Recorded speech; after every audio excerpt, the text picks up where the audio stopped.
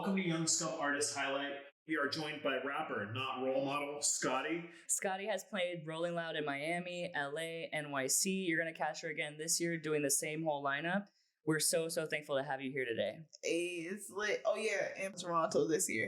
We lit. Being that you are, a rapper, not a role model, who are some of the role models in your life?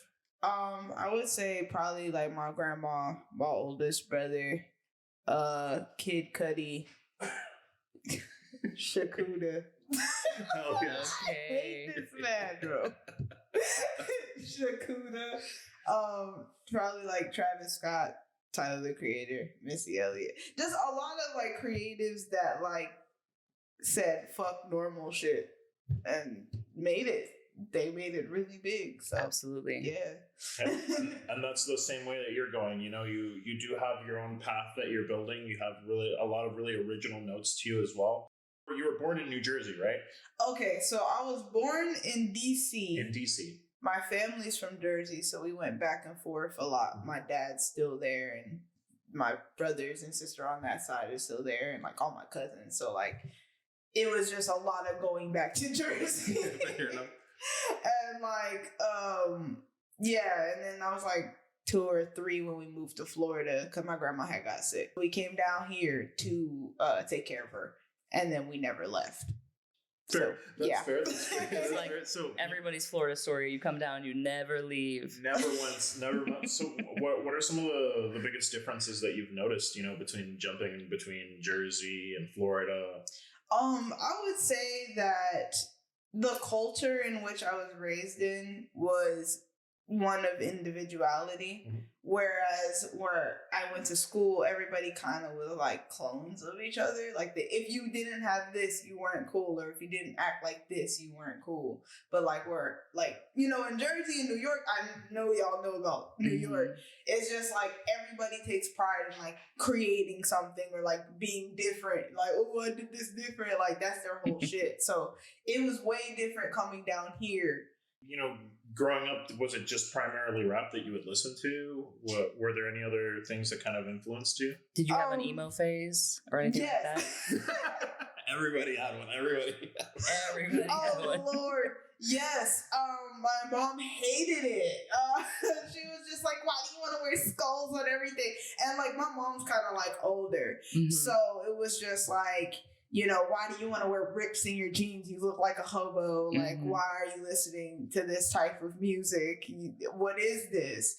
And like, my mom grew up off of like Marvin Gaye and like disco music. My mom was also a DJ, so she listened to a lot of she listened to like a lot of Chicago house music. So that was something that I listened to a lot growing up. And my grandma's even older, or was even older, R.I.P. But she used to listen to like rock and roll, like OG rock and roll, like Little Richard, fucking goddamn Temptations, all that type of shit. So, I was kind of exposed to that type of music as well. And then my oldest brother is 15 years older than me. He was during that 90s era, so he was like heavy into the Tupac, Biggie, Big L. He was there for actually my uncle dated Tupac's aunt. And what? No way. Yeah, it was Leslie. And they went to Tupac's like 7th birthday party, and my mom's like, Tupac used to be a badass little kid. It's a small fucking world. Hell yeah, bro. And like, she went to school with actually, she lived like in the same city as Whitney Houston, and she went to school with Queen Latifah, and they played basketball together. Wow. So yeah, Jersey, you meet everybody. A lot of connections, for sure. Gotta make those. That's crazy. So you mentioned your brother, your older brother, and you've shouted him out in other interviews before as having a big impact on you musically. Yeah. So what are some lessons he taught you, maybe out of music or in music, that have stayed with you and impacted you? I would say just be aware of what you talk about. My brother's like the biggest conspiracy theorist of like ever, and like super pro black. Like, my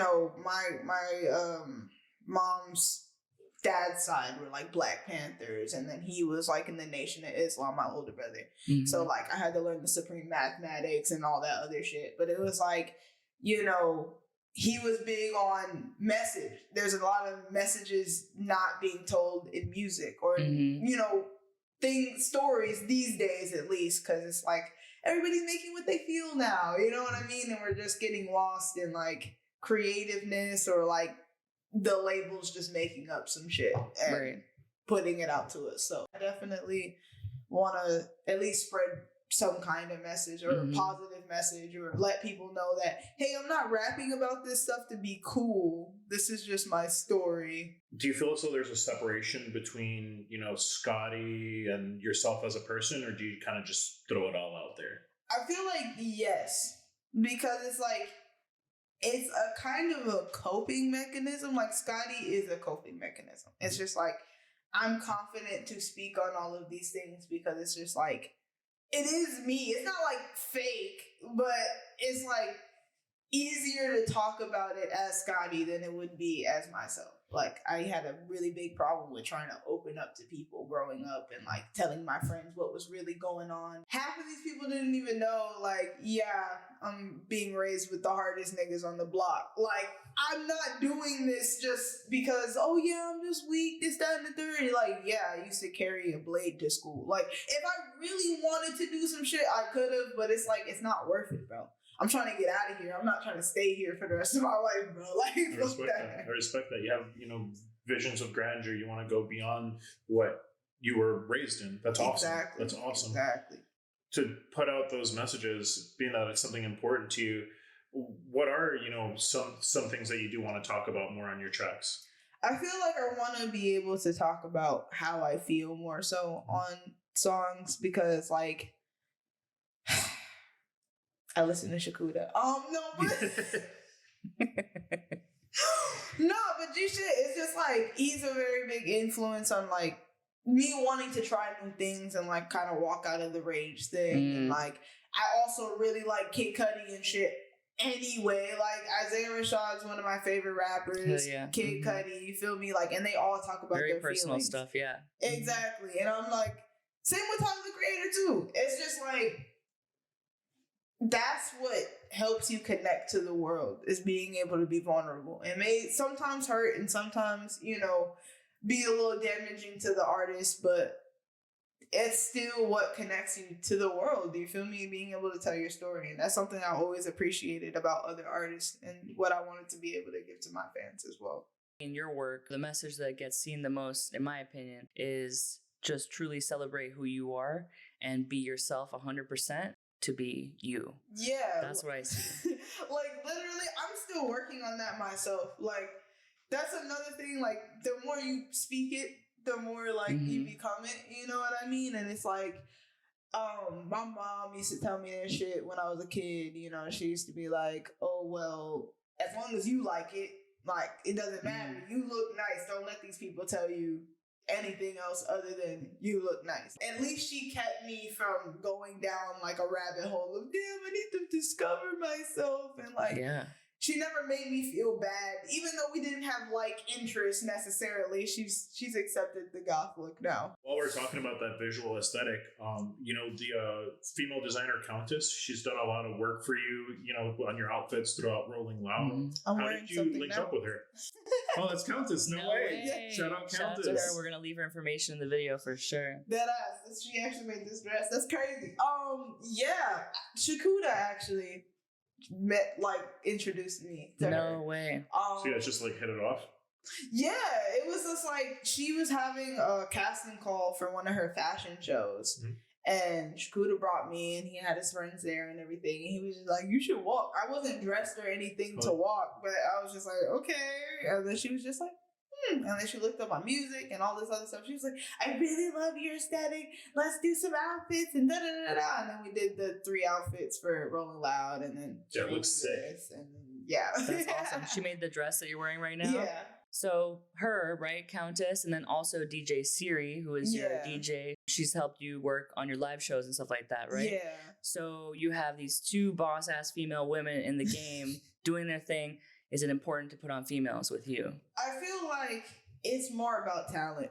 Like, because I'm not going to give people the benefit of the doubt because they're the same gender as me. Mm-hmm. Like, I hate saying that because everybody wants to be together, but it's just like, I feel like we're losing talent in this industry. And it's so many people making meme songs and like the industry pushing certain types of images and certain types of artists where it's just like we're kind of losing that authenticity. You know what I mean? So, like, if you come authentic to me, then I could probably work with you. And these two females happen to be, you know, very authentic. So it's like, you know, I do want to have more girls feel comfortable being rappers and like, you know, making safe spaces for us. But definitely, like, you gotta be talented. You gotta be on your shit because ain't nobody give me no slack. Absolutely. Yeah. On some of your tracks, you have a really popular catchphrase that you always say, "Nani." Nani. Tell us more about that, you know, besides what it means in Japanese. Okay, so I thought that all of the ad-libs were taken. Like, everybody took A and yeah and all that. What? Like, they took everything.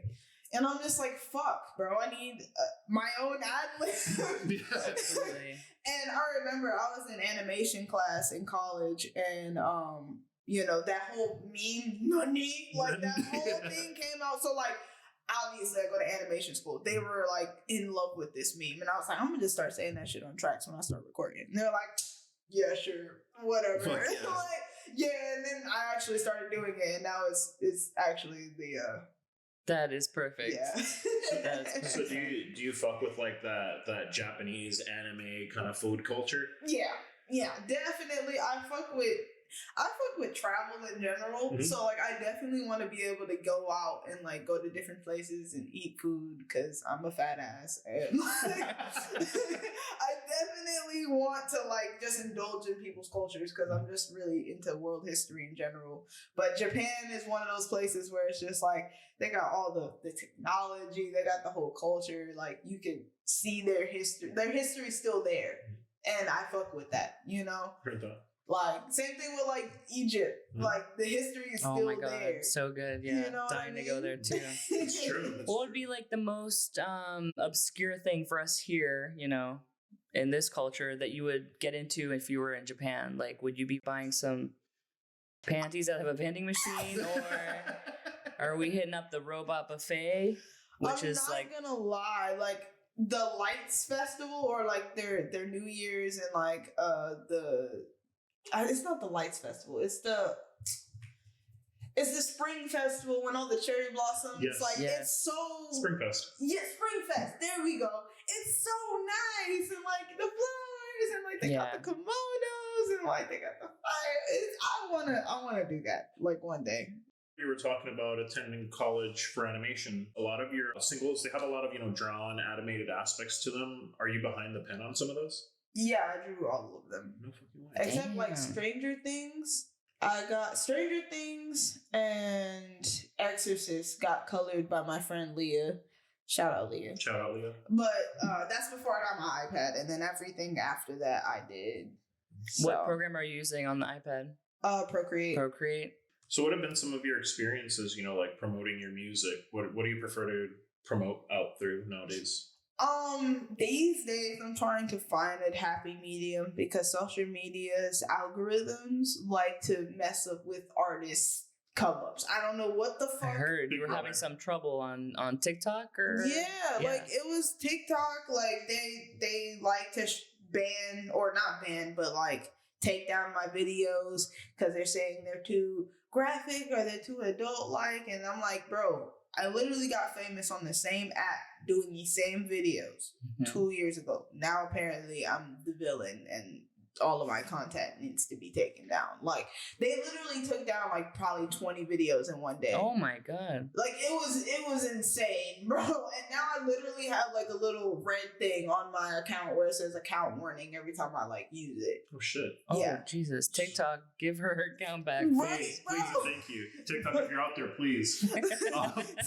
Wait, so besides that, what are other kind of like differences in expression between using, you know, TikTok or just posting a music video on YouTube? I feel like I personally like doing shows more than everything. Very cool. Because it's like your fans come, you know, but like people who don't know who you are get to know who you are that night. And it's like they get to see you in person. So it's not like, oh yeah, here's the screen, you know, this is somebody I like. But like you get the full experience of like. Do you enjoy seeing that? Like that moment where they start putting those pieces of puzzle together and be like, oh my God, like I like her, I fuck with her. She's like this. And then you catch them like moving more. Do you enjoy that aspect? Yes, bro. Like, oh my God. So I remember it was Rolling Loud New York. Okay. And the performance started off and Syri's just like, hey, New York, give it up for Skodi. And like nobody said anything. It was like you could hear a pin drop, bro. I have never been so nervous to perform in front of people till that, because it's never happened in my life. You know, people will clap or do something. Like there was nothing. And there was a decent amount of people there, right? It wasn't like, you know. It had to be over 5,000, bro. There's no way it was my less. God. It was, wow. Bro, but they liked my set. They was cheering by the end. I got 2 mosh pits. I wish we would have got that one recorded. Because I was like, all right, open up for the mosh pit. Both of the sides. I was like, oh shit, so New York on that. All right, bet. Like, it was lit, but it was just like, it was that initial like, damn, like this really changed how the crowd saw me from when I first started. You know what I mean? To the ending of the set. So, yeah. So if you could get the crowd to like chant one thing during your set, during Rolling Loud, what would you want them to like chant? Anything. Damn. Anything. Trap. Every Trap. time we perform that song, they go crazy, bro. Oh my God, God. bro. I love it. So you're excited for the Rolling Louds that are coming up for sure, right? Yeah. Is there anything definitely. special you're planning? I'm performing new songs. Hell okay. yeah. Like unreleased or? Depends on when the album comes out.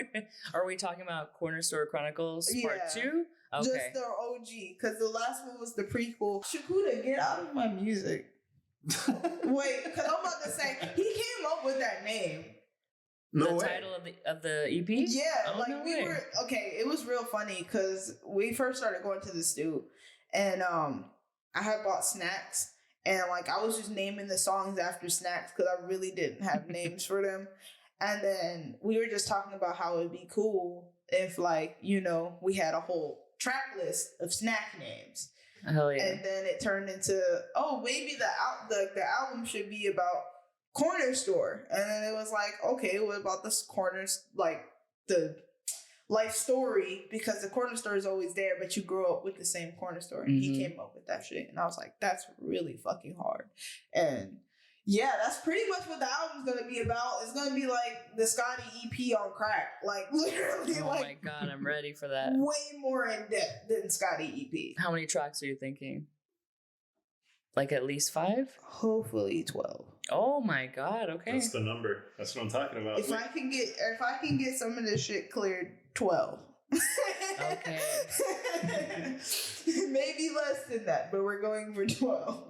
Wait, so Skodi, leaving the corner store, what are some of those essential snacks that you're walking out with?